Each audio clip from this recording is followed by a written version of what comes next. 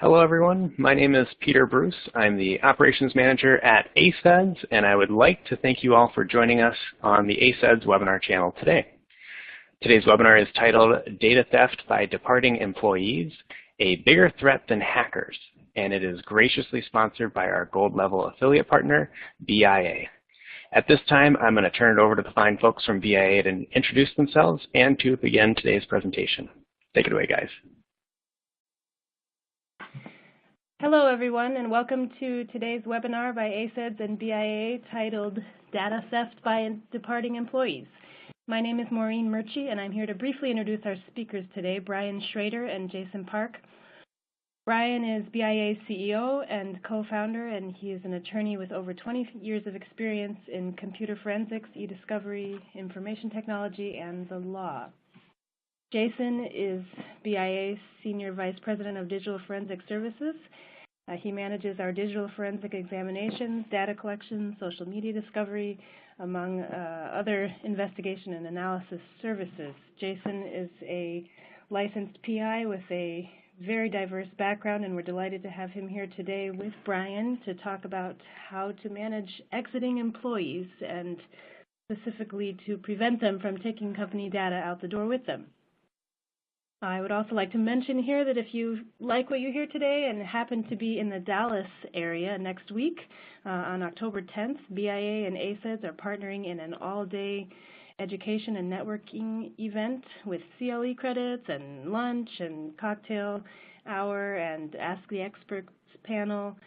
We'd love to have you join us there.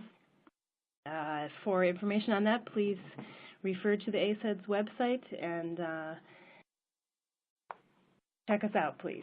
Thanks again for joining us today, and here are Brian and Jason. Thank you, Maureen. This is Brian speaking. I'll start out by, again, welcoming everybody, and thank you for joining us today to talk about what is, interestingly enough, probably a more common problem, but doesn't get anywhere near as much news as the headlines that hacking gets. You hear big headlines about, Facebook just had another security breach this last week. And those are the stories that you hear about in the news. But when it comes down to really day-to-day practice, the bigger threat to most organizations, or to a lot of organizations, and even, I guess you could say, the more common threat, is the idea of employees departing the organization not without, or not just by themselves, but taking information along with them. There was a survey in 2015 that found that 87%, it's not a typo, that's 87% of employees who leave a job take with them the data they created on the job, and 28% take that data, or take data that others had created as well. And so among the majority, 88% took corporate presentations and strategy, 31% took customer lists, and 25% took intellectual property. So these are pretty staggering numbers that I don't think get anywhere near the attention that they should. And we see it a lot because we get brought in to deal with a lot of these issues and to help figure out what exited the door along with the employees, how to recover it, and the various litigations that often ensue because of it. So here's another a flip side of it is a survey of 1,000 employees in the United States found that 1 in 5 employees had uploaded sensitive and confidential corporate information to external cloud services, specifically for sharing it with others, or specifically for the purpose of sharing it with others. So again, this is 20% of employees admit, and if you have 20% admitting, then there's probably more like 40 or 50% in actual practice, but who knows? But to have such a high number of people admit that they not only take confidential information, but specifically do it for the purpose of sharing it with others, really kind of puts a frame around how big of an issue this is. And again, some more statistics. So percentage of respondents indicating significant or major problems. One of the biggest here you can see is that companies say one of their biggest problems is data and knowledge loss from older employees who leave. That's a kind of a flip side of it as far as preserving data from employees as they exit. The biggest problem is knowledge transfer, and how do you maintain all of that? IT is, not having full control over corporate data, turnover among millennials. Here's just kind of the various topics that talk about different types of data loss inside of the organization, and a big one is, as you can see here, kind of in the middle, employees either storing information on cloud repositories of their own, they create a Box account or personal OneDrive or whatever, employees improperly keeping data, corporate data when they leave a company, or not returning all the corporate assets and data when they leave a company. So these are huge concerns for IT in general, and especially when you look at it with respect to the various, or at least in comparison to hacking, it's something that you see happen a lot more, or a lot more often. So one of the questions that obviously you want to ask about, or that comes up, is why do so many people take data? Is it just this massive criminal conspiracy that's out there? And the answer is not really. A lot of them do it either inadvertently.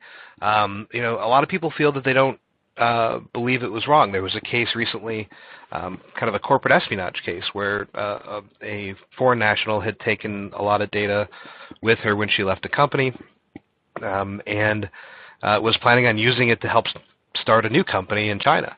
And her statement was, part of her defense was, this is stuff I created while I was at the company, so I just thought it was mine. And that obviously there were other factors in that litigation, but that was a big part of it. And that's probably the most common. But then again, of course, you also have people who will leave the employer, and we'll talk about some specific cases where it was specifically done with a malicious intent to steal IP or to steal customer lists or to open a competing business. And those are, just from a kind of a level of concern, probably the most concerning. The inadvertent issue is probably the least concerning, because people don't tend to expect to use that information, although it's still a very serious concern.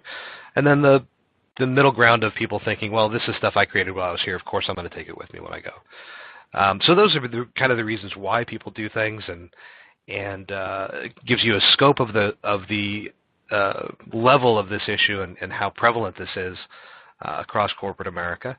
And so now that we kind of have an understanding of how big the problem is and why it happens, let's talk a little bit about what we can do to help, what organizations can do to help prevent this from happening. And to take it from here, I will turn it over to Jason. And Jason, why don't you tell us, how do companies go about preventing this and discovering it in the first place? Great, thank you, Brian. We try to figure out how, I'm going to get these slides right here. Okay, good. All right. How do we figure this out? How do we know that employees have, in fact, taken stuff? They usually don't let you know. They don't oftentimes say, hey, I'm going to be taking this stuff. But one of the first things you got to do is make sure that you grab their company devices. When they're leaving, you get their card key, you get their door key, you get their alarm code. You do this kind of thing naturally. Getting their devices is something that HR needs to do. IT should be. If IT is going to be grabbing the devices from somebody who leaves, they need to be prepared to not deploy those devices to a new employee until a forensic image of the devices has been made, especially for folks that have access to important information, intellectual property, trade secrets, things of that nature. It all too often happens that an executive leaves. They tell their former employer they're leaving the industry. 6 months later, they show up at a competitor, and they're pitching business and going in $1 cheaper than the previous guys. How would they know that unless they'd taken intellectual property with them? And if their devices have been redeployed by IT, it's very hard to to prove that that data was taken. So keeping a forensic image, putting it almost on the shelf and just waiting to see where the departing employees show up in case you need to go after them with a theft of trade secrets case or a non-compete case is very, very advisable. Another thing that we see which kind of gets in the way of our investigations is the gumshoe IT guy who thinks that he's doing his company a big favor and boots up the computer and goes looking around for internet history and stuff like that. And all he's doing is, or she's doing is trampling all over the important data that we need in order to make our case. So don't let IT go poking around on the original computer until an image has been made. Once an image has been made, they can go look at whatever they want to and be the hero, but don't do it on the original device. Keep in mind that stuff's going to end up in court perhaps, and so keeping a chain of custody. Who took possession of the device from the employee? Where was it put? Was it locked up? Did anybody boot it? Did anybody get into that device? And if so, why? And then finally, if you brought in a forensic company, keep that chain of custody going with the forensic company. You don't want to have vital evidence thrown out because of sloppy handling of potentially important evidence in your case. Okay, so let's talk about a backup. I've heard many times from attorney clients of mine and in-house counsel who are trying to save a buck, going, our IT guys are super good, they're going to make a backup. And oftentimes an IT backup of a hard drive is not the same thing as a forensic image of a hard drive. An IT backup is basically designed to copy the active files that a user uses onto an external media and have it available so that if the computer was to fail or if documents were to become corrupt, they can be restored rapidly. It is not designed to take deleted files, unallocated space, unused space, and things of that nature, which are super crucial for a forensic examination. So I always cringe when a client says, our IT guys are going to be making a backup of this, so we don't need you. It's probably advisable to dig a little deeper and say, okay, when you say a backup, what do you mean? It's a big difference. Yeah, just so on that point, Jason, we'll just thanks, sorry, Jason, just real quick. Just on that point, in general, we'll talk about here in a little bit when we get into our case studies, specifically on that point about backups, the types of information that we found in those cases that we wouldn't have found if we just had backups and not an image. And so we'll touch on that a little bit as well. Yeah, you bet. There's a bunch of forensic artifacts that do not get copied if you're making a simple backup. So what is a forensic image? Well, basically, every single bit and byte of data from the original source media is copied onto the destination media. A write blocker is used. What is a write blocker? A write blocker allows for the one-way transfer of data from your source to your destination. It does not allow any data to be transferred from the destination to the source or from any other device to the source. So we're not going to be polluting our source data or commingling anything with that data. It stays pristine, it stays write blocked, and we're only copying data from the source. Why is that important? Well, we don't want opposing counsel to make any allegations that we planted any forensic artifacts that may lay blame on their client. So it's a good practice to make sure that write blocking is used wherever possible. And then every single bit of data is preserved. Your active files, your deleted files, your unallocated space, and fragments of files as well. Whenever you make a forensic image, the rule of thumb is you're going to make a pristine copy, which is going to be sealed and placed in your evidence vault or your evidence locker or wherever you have your pristine originals, and then a working copy upon which you're going to do your additional analysis, extraction, processing, and things that need to be down the road. Why do we make two copies? Data can go bad. Hard drives can fail. And they don't raise a red flag and say, hey, look, I've only got 10 minutes left. They usually just stop working. So you don't want your data to exist only in one spot, your evidence. It's best practice to have two copies of it. So let's look at a forensic image in slightly more technical terms. We've got our original, if we look on the left-hand side of this graphic, we've got our original hard drive, and because I'm not real good at math, I said that this was a 10 gigabyte hard drive. So that's a nice small round number. The original 10 gigs, we have our write blocker, we have our examiner's computer. Those are all connected together, and then we would have a destination drive connected to the examiner's computer, and the destination drive would have to be 10 gigabytes in size or bigger so that the entire image can fit on that destination drive. And then basically the forensic software is going to cut that original 10 gigabyte suspect drive into chunks, and we've got nice round 1 gigabyte chunks. So we'd end up with 10 chunks that make up the original, and then those would be hashed using an algorithm.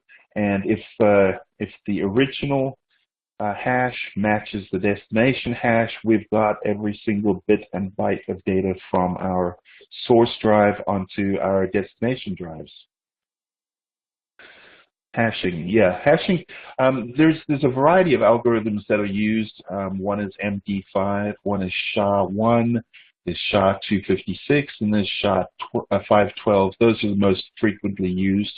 And basically, it's a one-way mathematical calculation where you say to the software, start here, end here, do your calculation, and spit out a number of a combination of letters and numbers. If two files are identical, they will have the exact same hash. If two forensic images are identical, they will have the same exact hash. The hash is always the same length, the same number of letters or characters, and depending on which algorithm you use. And so you can't take the hash and recreate a hard drive. It's a one-way process from the source, and it's going to spit out that hash. And so we hash a lot of different things when we're doing our forensic collections. If we're doing loose files, we're going to hash those to make sure that the original is the same as the copy that's made. When you get your data produced to you in litigation, you know, relativity or whatever your platform is, you're going to have a load file, and along with that, it's going to be hashes. Hashes are used to deduplicate documents, and they're also used to find duplicates. We use hashes oftentimes to, let's say somebody works for company A and they steal a bunch of documents and they go to work for company B. We hash the documents on company A's computers. We get a hold of company B's computers. We hash all those, and we do a comparison. And it's pretty easy to show if a document has the exact same hash and it's on company B's computer, we have data that was sourced from company A. So it makes the examination fairly quick and proof positive that that was an identical document. So and just really quick, here. Sorry. Yeah, Jason, let me just jump in there really quick. So yeah, and of course, one of the other things we can use, so hashing is the exact duplicates, and that's that's really easy, where you can say, look, here's an apple here and an apple here, and you know the two apples match each other and they're exactly the same. And what's really cool is some of the newer technologies that people generally assert with predictive coding. or document review, like looking for near dupes and things like that, we can apply that kind of technology as well in a lot of these investigations to look for documents that are substantially similar. So somebody took a document from company A, went over to company B, made some changes to it, doesn't mean we can't find it. So there's that kind of technology that kind of goes along with that same concept and really can help identify stuff that might have been changed along the way a little bit. So anyway, so now we get into some really interesting stuff, the forensic artifacts and kind of the nitty-gritty where we can find a lot of details and interesting stuff. So I'll hand it back over to you, Jason. Yeah, thanks, Brian. Yeah, that's a very good point. In theft of trade secrets cases, yeah, we find that folks are pretty lazy, and they take a lot of stuff, and they don't create stuff from scratch. They simply reuse the stuff from their previous employers, and that near dupe ability will identify stuff where perhaps just a logo has been changed, or just a customer name has been changed, or things of that nature, where they're substantially similar documents. So some of the ways that stuff gets stolen. Let's look at this. We've got chats. People can chat with one another these days using a whole plethora of different platforms, and they have the ability to attach files to their chats. So you can have a Skype message, for instance, and attach a document to that, and the person that you're Skyping with will have a copy of whatever it is that you sent them, proprietary trade secret data, for example. So examining Skype databases and chat databases on the computers is a very, very important first step when we're looking for theft of trade secrets. Another way that's becoming more and more popular for folks to steal stuff is to use one of the very many cloud storage companies out there. We see a lot of Dropbox, we see a lot of Google Drive, a little bit of OneDrive, and the rest are, fewer and fewer. So I would say the lion's share is probably Dropbox. One of the cool things about Dropbox is that when you're using Dropbox either as the application on your computer or going to Dropbox through the browser, Dropbox URLs follow the folder paths of the Dropbox files that exist in the app. So you'd have Dropbox /Jason Park /stuff I'm going to take with me / really important documents, and browser history will show those paths and what have you, which is it's a lovely find when you can find those. Google Drive, on the other hand, does not have their the paths so explicitly written out. They use algorithms, so you'll have Google Drive /ADBC1357, just gibberish there. So it doesn't really help you as much as finding Dropbox. Luckily, Dropbox is a very, very well used platform, so if you've got a case where somebody has used Dropbox to steal data, if it's a corporate Dropbox account, the audit logs are kept for a year or two by Dropbox. If it's a free Dropbox account, the audit logs are kept for only about 30 days.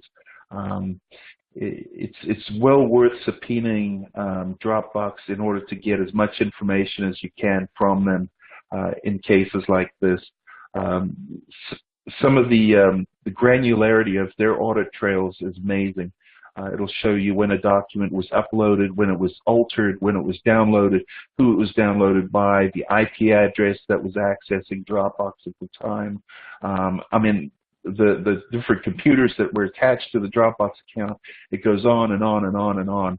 And those Dropbox audit logs, if the bad guys use Dropbox, that they can be very, very, very good for our side and very bad for their side. Email. It's amazing how many knuckleheads still use their company email, attach proprietary data to them, and email it to their own Gmail. So, certainly look through your Office 365 logs, look through your Exchange server on the corporate side. That's one of the first places I would look, because you wouldn't believe how many people just don't even think about it, and that's what they do. So email is a great source of trade secrets theft. As far as the devices go, the email clients, different email clients have different.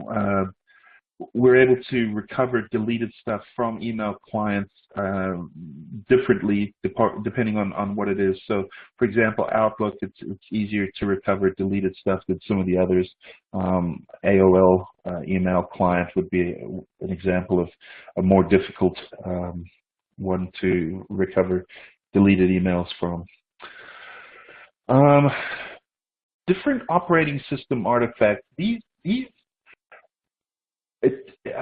are super useful, and it depends on how lucky we get. And I'll go through them one at a time. Some of the ones that we look for first. One of the first things we look for are called link files. And link files are shortcut files that are created when a user browses out to a file and double-clicks it to open the file. So if I've got a proposal and it's on my computer hard drive, the link file, if I browse to that document and double-click it from my own computer, the link file will show that I opened a document from the C drive, from the documents folder, from the proposals folder, and the document's name was Proposal for XYZ Corporation.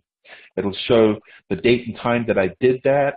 It'll also show the date and time that the document was originally created and modified and accessed. So link files have a lot of very important information. Now, if I've taken a document and put it onto an external thumb drive, for instance, and then I open a document to see, to look at that document, a link file will be created that will point to the E drive or whatever drive letter it is that for the external drive. It'll also get the volume serial number of that drive and the volume name. So if I have a thumb drive called, my red thumb drive, it'll show that in the link file. These are all useful for putting the dots together when you go after your ex-employee and you ask them to preserve everything and to turn over their devices. Link files will also show you the serial number of the, USB history will show you the serial number of the device that has been plugged into the computer. So, for instance, let's say I go get a brand new thumb drive, plug it in a week before I leave. That's going to leave a track. It's going to be a USB device that is tracked in the registry and a couple of other places on the computer, and will tell me that the device was first plugged in at this date and time, last used on this date and time, and it helps me put the story together. That together with the link files and a couple of other artifacts paints a picture of how the documents move from one place to another. If you have any questions, go ahead and put them in, and we'll try to get to these questions at the end of the session. Did I hear you Jason, about to speak, Brian? Yeah. Yeah. Sorry, I just wanted to throw. And I just wanted to point out to everybody, earlier on we talked about backups versus images, right? So if you just rely on an IT backup, you're going to get what you get in an IT backup, which is maybe email backup, documents, and things like that. But all these things here that you're talking about now, the link files, the registry entries, the various log stuff, these are great examples that help us, like you said, really connect the dots, show exactly what the user did, exactly what they had accessed and logged into, and the documents that they viewed, and any USB keys that they might have plugged in or USB drives, all of this kind of stuff, and even the internet history, the URLs that show us that they went to box.com. All this stuff that we're talking about in these last couple of slides are things that you don't get from a backup, at least not unless your backup is extraordinarily strange. It's standard backups would have none of that, and so it's a great example of the difference between relying on a backup and getting a full forensic image. So I just wanted to throw that out there. Yeah, thanks, Brian. You're exactly right. Another thing backups don't do is hash the original and hash the destination. So that's something I've forgotten to mention earlier when we were talking about hashing, whereas forensic imaging software does. Video game consoles and things of that nature, it's been known that people have actually hidden files on Xboxes. This happens a lot more in child porn cases than in the theft of trade secret cases that we usually see. But that's something to keep in mind as well. If you've got somebody that's a big gamer, it's possible that they've stored stuff on gaming systems. Other places we look, peer-to-peer, where you're sending a document or a file directly from one computer to another. Some of these are used by people that pirate music and movies and things of that nature. Bitcoin wallets are starting to become pretty interesting as well. People that are involved in nefarious stuff are using Bitcoin and other cryptocurrencies more and more. So finding wallets and things of that nature are becoming sort of a thing you look for nowadays. Social networking, there's a lot of different interesting stuff that can be pulled from social networking apps and so on. Most of these social networking apps, in addition to being able to post selfies and pictures of your lunch and avocado toast and whatnot,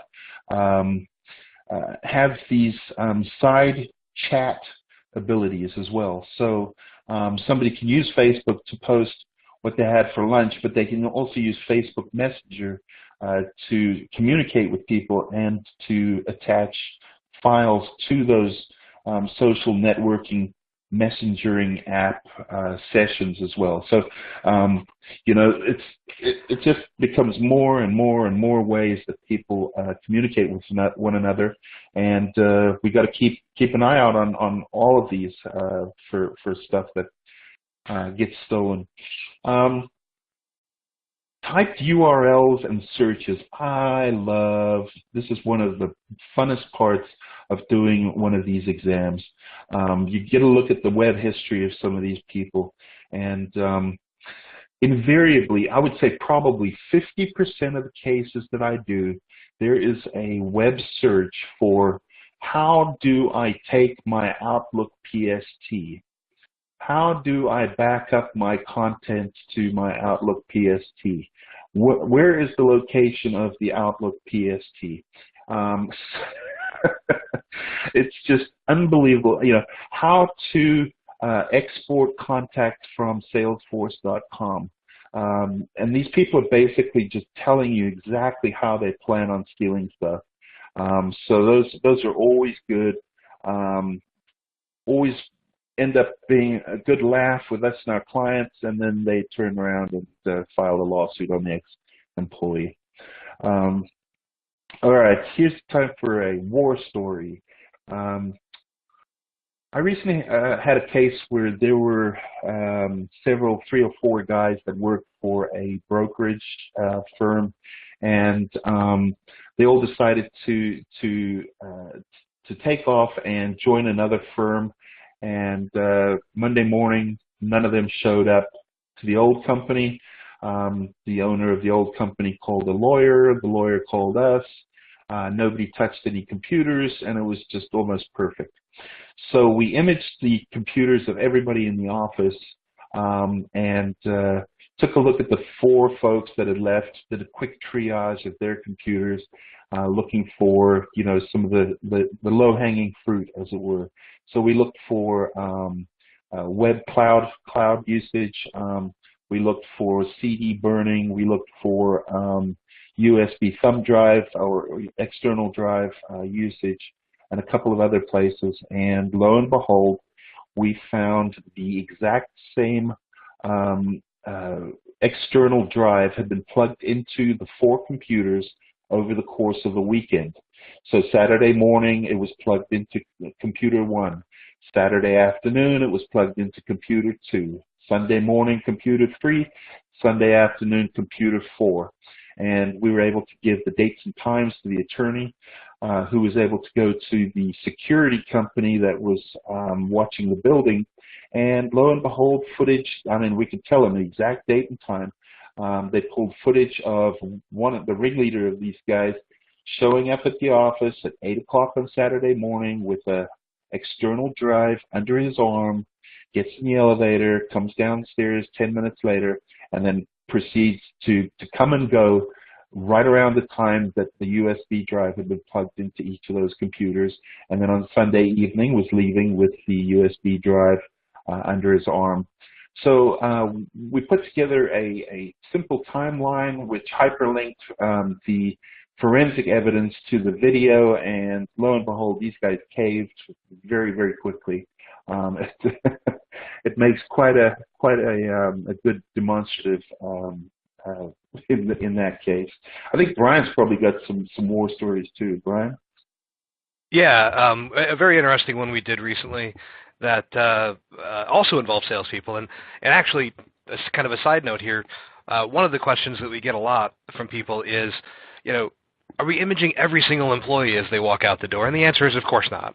You're not going to image absolutely every single employee, but depending on your business, there are certain employees that you should, and certain investigations that you should, because at the end of the day, you don't know if somebody's taking something until you've looked. And so, salespeople, engineers, anybody involved in kind of an inventive process, any kind of intellectual property, depending on the business, you want to figure out who has that kind of sensitive information and who can take it with them.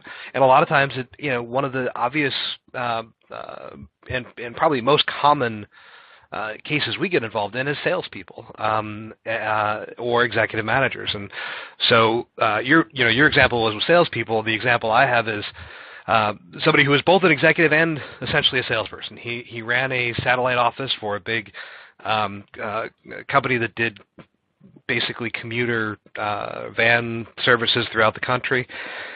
And again, this is the same kind of thing. The guy, walked out of his one office on Friday and went and started a new business, literally like across the street the next day. And lo and behold, had a bunch of customers on day one.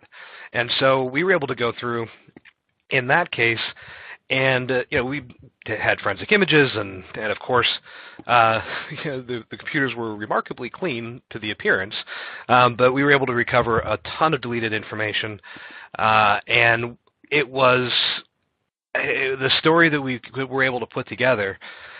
From starting with, when the guy went to LegalZoom.com to form his new company, when he went to the bank websites that he used to open up the banking accounts for the new company, his, getting the phone service, all of this stuff he did on his browser during business hours while he was getting paid to work for his former employer.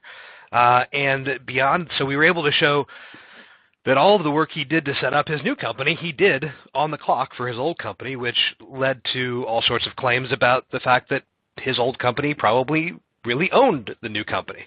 But beyond that, we were able to work with the same kind of things you were talking about as far as looking at devices and some external USBs and copying that data.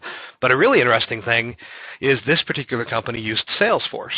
And so we worked with Salesforce and their professional services arm to really kind of get into the types of logging that isn't necessarily available directly through the Salesforce application, but you can get directly from the Salesforce company. And because we were pulling information on our corporate client Salesforce account and had their permission, there was no subpoena or anything like that needed. And we were able to pull all sorts of audit logs about synchronizations that this person had done to various computers, and there were a wide variety of computers, which showed that he was essentially syncing their entire Salesforce database down to his personal laptop and taking all of the client lists and everything with him, which, you know, was how he was able to start up his new company with a nice client list on day one. And so, you know, that is, you know, again, kind of a sales, but he was also an executive manager of that branch, and it showed how he not only stole all the customer information he needed to start up his new company, and of course, you know, forms and documents and policies and procedures and all that stuff he took with him, but also the cloud resources that the company was using, because they hadn't locked any of that down. And so this guy was able to synchronize and take that information with him as well. And it's really interesting, like you said, you can really, you know, I tell people all the time, it's amazing what you can learn. You know, it's not about individuals from just their browsing history and their, you know, clicking on files and things like that. You can truly paint a picture that starts from beginning to end and doesn't leave a whole lot to the imagination. It's pretty clear, especially when you see things like, you know, web searches for how do I take my Outlook email with me? Like you mentioned, those are some of the kind of probably more comical ones, I guess. So the big question is, you know, it's a problem. You know, what kind of cases do we see a lot of this stuff in? And you know, theft of trade secrets probably number one. And in that, I also tend to include sales cases where the trade secrets are your customer list and things like that. White collar crime and fraud. We had a case where a bank CFO, this was several years ago, was suspected of submitting fraudulent reimbursement requests into his expense account. And we were able to prove that. And although it wasn't really the kind of traditional, the individual was on his way out. And for us to, in that particular investigation, we were able to show that he had been committing fraud for years, because all the information we needed was on his laptop about how he had created and the programs he had used to create fake invoices. And so in that particular case, it wasn't so much about preserving trade secrets as it was about identifying the fraud, and they used that information to nullify that particular person's golden parachute. Bank receivers and receiverships, kind of looking for fraudulent transfers and things of that nature, employee cases, EEOC cases, government investigations, you know, pretty much any kind of departing employee situation, whether it's voluntary or involuntary, you know, any of those types of situations, definitely this information becomes important, and it's important to preserve the data and make a forensic image as soon as you can. So let's talk a little bit about prevention. So, you know, now that we know that this is such a problem, how do we stop the floodgates or close the floodgates? And there's some basic things you can do, and these are more IT security policies, and so we're not going to kind of dive in and make this any more of a geeky call than it already is. But these are high-level things to be concerned about, and areas to look at. First off and foremost is limit access to employee data. You know, so a lot of companies just have network shares and SharePoint sites and other things that they don't really look at kind of controlling access on I hate to use the word need to know because it sounds like a spy thriller, but kind of on a need to know basis. You know, if there are sensitive and confidential areas, make sure that your IT organization is designing permissions around what people need to see. You know, not everybody needs access to an entire customer list. Not everybody needs access to, you know, proprietary intellectual property. One of the other big things is encrypting data. Sensitive and confidential information should always be encrypted. It helps prevent unauthorized access. It also prevents data from being kind of easily transferred and moved around if people don't have access to it, or even if they copy the encrypted data, they can't really use it. Requiring two-factor authentication is another great way to control that, and especially, we talked about earlier, when an employee leaves, you gather all their devices, and so if the employee no longer has their two-factor authentication device, such as their company cell phone, then that'll help shut off that access kind of right away as well. And managing mobile devices and laptops. So much information is stored on mobile devices and laptops. You want to make sure that if you're allowing company or employees, for example, to store information on mobile devices, that your IT has the ability to remotely wipe those devices. And that sounds like it may be something ultra technical, but it's pretty much comes with most kind of enterprise systems. So like if you're using Microsoft Office 365 or even Exchange in general, a lot of times, or you can, those come with remote wiping capabilities. And so, when an employee leaves, even if they're not giving you their cell phone back right away, your IT department with a click of a button can remotely wipe corporate data from those devices to kind of help prevent things from walking out the door. Include confidentiality provisions in employee contracts. This is a big thing, and it kind of serves two purposes. Not only does it give you a clear expectation to the employee and a clear basis on which to sue over, but it's also something that, for example, when an employee leaves BIA, we sit down with them and go through their confidentiality and non-disclosure and all of those requirements and specifically address this topic across the board, verify that no information exists where we don't expect it, even with the controls we have in place, and remind the employee. I don't want to sound too optimistic, but most people, when reminded of their obligations, tend not to take stuff with them. And again, if you remember back to one of the things we talked about earlier on, was a lot of this stuff is just inadvertent. People are like, well, I created this kind of spreadsheet or whatever, and this formula, it's mine to take. If you have that confidentiality provisions or NDA in the contracts, you can make sure you cover that as a topic on your exit interview. Sit down with the employee. Not only are you going to tell them about the COBRA insurance that they can sign up for, but hey, don't forget you signed all these confidentialities. All this stuff is ours, whether you created it or not. Anything you created while you're here is our property, not yours. You can't take anything with you. And so that really kind of helps that process. Again, frequently reminding and training employees on confidentiality. You can make sure you're covering these kind of topics. And introduce and use policies to monitor and audit employee behavior. One of the things you can look at is kind of basically monitoring, and especially if you're using stuff like Office 365, you have an incredible ability to monitor employees and set up rules and rules and protocols and alerts and things to alert you if somebody starts copying tons of information from a source that they don't normally do. And the last thing, training your managers, making sure managers understand all of this so that they can cover this on a routine basis, and especially, again, when an employee walks out the door. So for the last couple of slides here as far as handling and what to do with departing employees, Jason, if you want to step back in and cover this, I'll gladly listen for a little bit. All right. Thank you, Brian. So this slide here shows from a research point of view how many companies handle different aspects of the departure of the employees. Almost everybody disables access to the employee's email mailbox, but surprisingly some don't.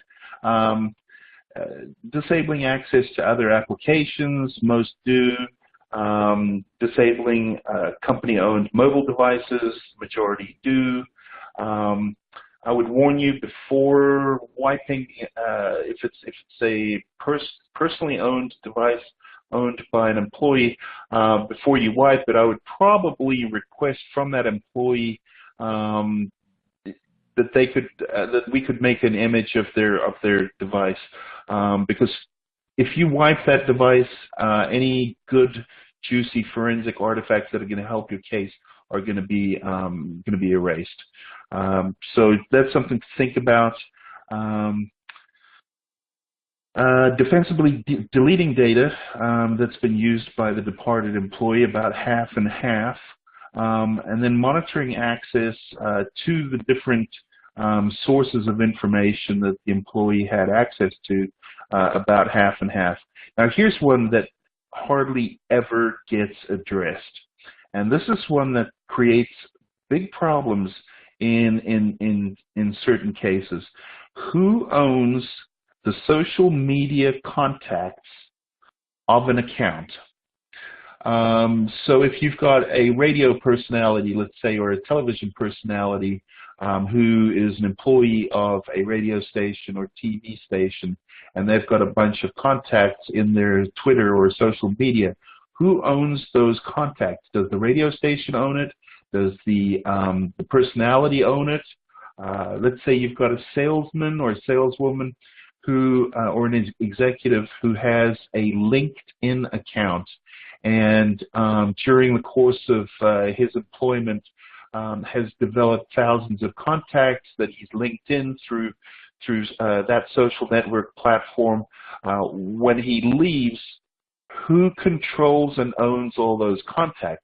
If the employee does, he doesn't have to steal a customer list. He's already got one ready to go the moment he leaves because of the LinkedIn contacts that he has developed and grown. That's something that a lot of companies don't even think about. You know, basically, LinkedIn accounts belong to the individual, and most companies are happy that people are using LinkedIn to promote the company. You know, we've got a big whatever promotion going on. Everybody get on your LinkedIn and send out XYZ message. They're happy for that.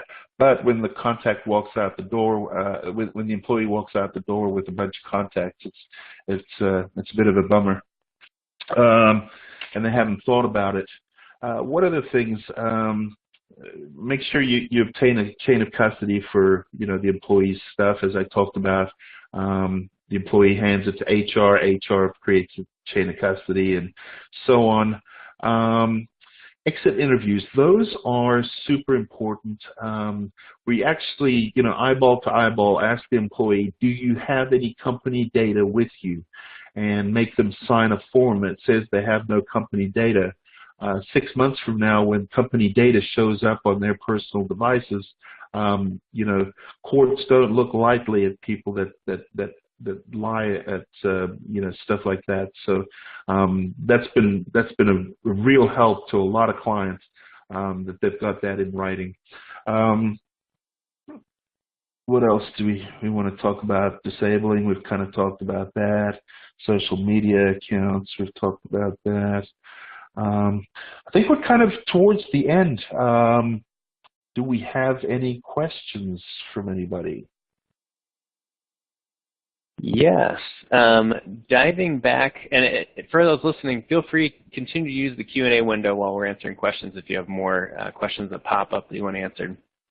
Going back to some of the technical items you were discussing at the beginning, someone was asking, how often do you see hash collisions? Are those common at all? Have you experienced them at all? Okay, so hash collisions are an interesting thing. And I've had to explain it to a judge once. And what a hash collision is when two completely different files end up with the same MD5 hash or SHA hash that's generated by that algorithm. And I explained it to a judge that it's less likely for two different files to have the same hash than it is for two different human beings who are not identical twins to have the same exact DNA.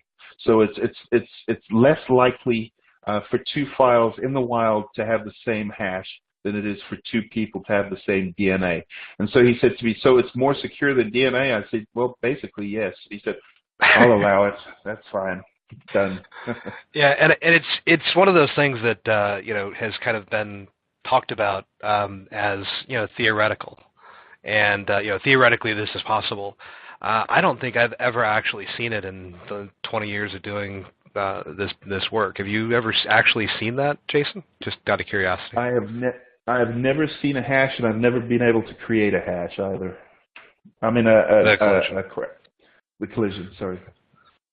Okay. All right. Another question. So let's say we don't heed your guys' advice, and we don't have our employees anything in their employee contract about like confidentiality, and they go and they walk out the door, and we discover they've taken some of our property. What recourse does the company have at that point to go after that employee if we know they've taken data, but maybe we didn't have it in their employee contract? Sure, I'll take that one. It's still theft. It's like just because you don't have a policy posted on the wall that says don't steal office supplies, stealing office supplies is still theft. So, the agreements and the NDAs just make things easier, make things more defined, and probably the most important thing is that it puts these issues forefront in the conversation, and it makes something, you're addressing these things proactively with employees. So if you don't have the agreements and somebody leaves with confidential information, you can still go after them to destroy that, to return it, to potentially face the consequences of doing it. It's no different than if they walked out with their computer that you gave them and decided to keep it.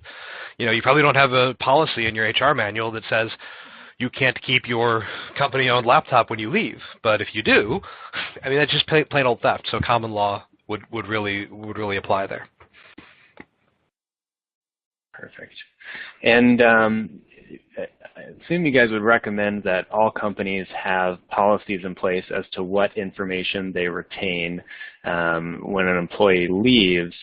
Is there anywhere that you guys could point our audience today for some practical examples or advice about establishing those policies and best practices around which data to keep and how to keep it? I think the answer to that is it's just so dependent on the type of company you're talking about. It's as far as practices and policies, we have some general kind of resources on our website that talk about that, and we'll be doing some blog posting with some follow-ups, and so we'll make sure to include that. It's kind of hard to. It's not like a URL or a website address I can think of off the top of my head. I know we do have resources for that, but at the end of the day, it's really, obviously things like customer lists and things like that are pretty common, but a corporation really needs to do a self-evaluation and figure out, well, what do we as in this particular company really see as critical trade secret, competitive advantage information that we don't want others to have, and then how do we go about protecting that through both policies and procedures? And it's important that you do both. You have to, again, you shouldn't have to tell people not to steal stuff, but if you do tell them to steal stuff and they go ahead and do it, it just makes the recovery of that much easier. Sound advice. I think we have time for one more question here. Somebody's wondering, we had some good advice earlier about how we could go and sort of identify, if a thumb drive had been plugged in and look at the logs and see when and where it was plugged in, those sorts of things. But they're wondering, would you ever recommend, if you're especially concerned, doing more extreme measures like shutting down USB ports on a machine or anything like that? Are there any, further recommendations you have for preventing data theft beyond kind of the normal guidelines you gave? Sure. Yeah. Okay, go ahead, Brian. Well, I'll give my 2 cents, and then Jason, you can kind of finish it off there. But again, this is very kind of customer specific. So we advise customers that you have to balance the ability of your employees to serve your customers and the company generally with the security measures. And so if you have employees who have no reason to ever use USB drives, then sure, locking down ports is a great idea. I would just caution you got to be very careful that you don't crimp or hamper the ability of your employees to be able to service your customers. And so again, it's one of those very specific things. But we have policies and procedures here that certain employees that will, don't ever need to access USB devices have their USB ports turned off. And a lot of that stuff you can push out through Microsoft's, network management tools. And similar things like if somebody doesn't need access to Box, you can block the website. If they don't need access to, Google Docs, or Gmail, you can block the websites, and that helps. But I would caution you, so it's great to go through and look at at those issues, and look at all the various ways and all the things that we talked about, the websites, the webmail, the social media, all that stuff. You can block as much of it as you like. Just keep in mind two very important facts. Don't hamper the ability of your employees to get their job done by doing so. Be very, very cognizant of that fact, just as from a business perspective. And number two, don't assume because you locked one door that they won't find another way out. And that's the thing. I mean, we have one of our webinars, we talk about the ever-expanding data universe, and there's just more and more apps and more websites and more things. It's almost impossible to keep up with it. And so, don't just think that you lock the door, you can all sit back and relax and take a deep breath and never have to worry about this. It's like the old saying, locks are there to keep honest people honest. If somebody really wants to find a way out, they will. And it's very, very hard, almost impossible to anticipate. I mean, look, you've got companies like Facebook and Google and others that are getting hacked still. These are some of the most sophisticated technology companies in the world. And, they're still getting hacked because you just simply cannot anticipate every possibility. That's an infinity. And the same thing here. So I would just caution, yes, lock it down. Take security measures. Put the policies in place. But don't assume that just because you've been proactive that you don't have to monitor things happening as employees walk out the door. Jason, anything to add? Brian, it's going to be hard for me to follow that articulate, perfect explanation that you gave, other than saying there are also low-tech ways to defeat high-tech stuff like locking the USB drives. People print documents. People take photographs with their phone of screens. So you close one door and lock it, they're going to find a window. Crooked people are crooked, and that's about it. All right, wonderful. Well, we are at the top of the hour. Yeah. Yes. So we at ACEDS would like to thank you both, Brian and Jason, for putting together a very complete and thorough presentation. I found it to be fascinating. I'm sure our audience did as well. This is a subject that impacts every workplace. And so again, thank you guys for coming in and sharing from your bevy of wisdom with the ACEDS community. And of course, thank you to everyone who attended today. We look forward to seeing you all again soon. The next ACEDS webinar is scheduled for October 23rd. It will be on the subject Internal Investigations in Today's Connected World. And for more information on that webinar and the rest of the ACEDS community, you can visit www.aceds.org.